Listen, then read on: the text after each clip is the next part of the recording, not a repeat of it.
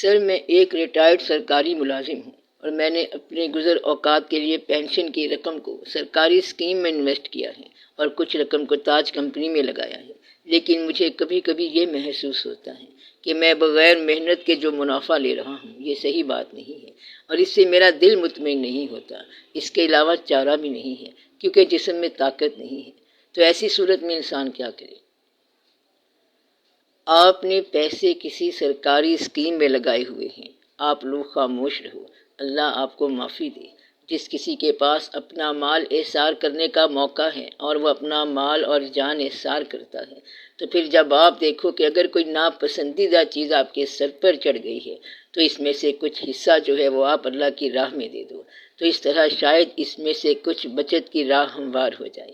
مجبوری کی حد تک اپنے پاس رکھ لو اور مجبوری سے زیادہ اللہ کی راہ میں دے دو، اس طرح آپ کو آسانی ہو جائے گی۔ اگر ایک راستہ ناجائز ہے اور آپ نے اس میں سے کھا لیا تو اب کیا کیا جائے، کیونکہ اس کے کھائے بغیر چارہ ہی نہیں ہے، ورنہ لوگ آپ کو ڈس آنیسٹ، بددیانت کہہ دیں گے۔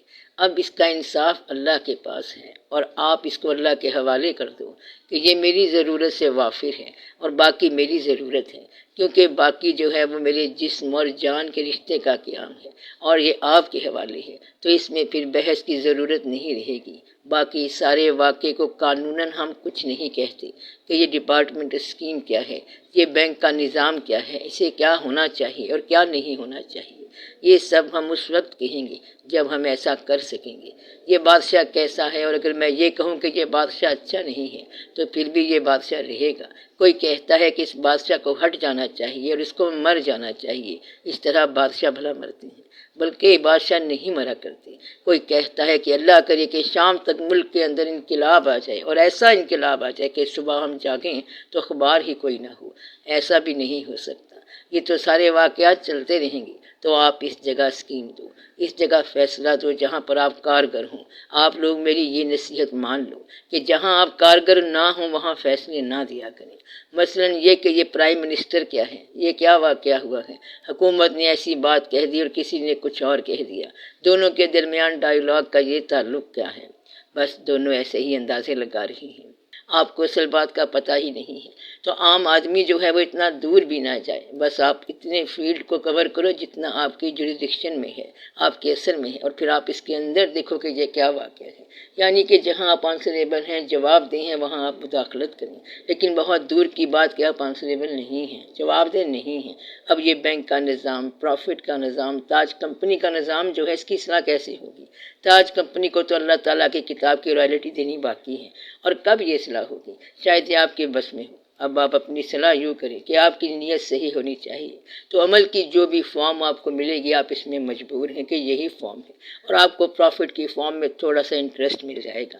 تو یہ سارے کا سارا نظام ایسا ہے کہ بین الاقوامی طرز پر ہے، آپ انٹرسٹ کو پروفٹ کہہ لو، کچھ کہہ لو، نو پروفٹ بیس پر کاروبار چل رہا ہے، پی ایل ایس کاؤنٹ چل رہا ہے، غرض کے پتہ نہیں کیا سے کیا ہو گیا ہے۔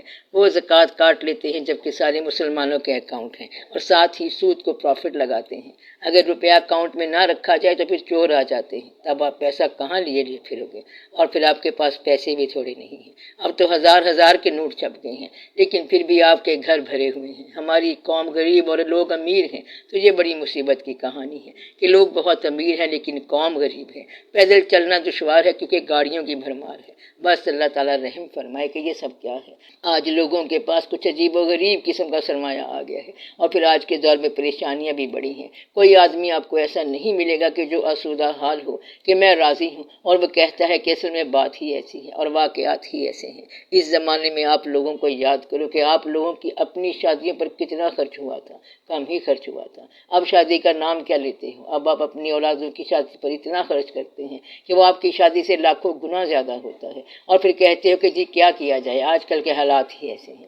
آپ کے والدین کے حالات بھی ایسے ہی تھے، لیکن آپ کے والدین جو ہیں وہ توکل والے لوگ تھے، سیانے لوگ تھے، پاکیزہ لوگ تھے، اور انہوں نے پیسے کا انٹرسٹ اتنا نہیں رکھا، پیسے سے اتنی دلچسپی نہیں رکھی۔ انہوں نے کہا کہ یہ پیسہ سب تقسیم ہو جانا ہے اور یہ سارے کا سارا لے جانے والے لے جائیں گے اور خالی ہاتھ سب نے چلے جانا ہے۔